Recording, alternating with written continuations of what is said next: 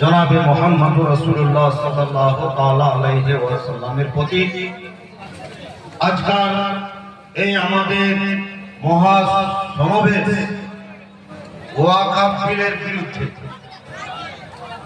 তাই আপনাদের কাছে খুব সংক্ষিপ্ত আকারে দু চার কথা বলব।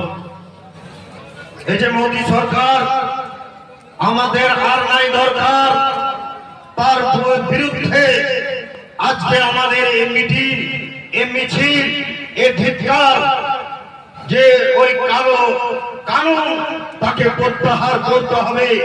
আজকে বেরাদার বলে রাখি যে পশ্চিম বাংলার বুকে 3 কোটি মুসলমান রয়েছে।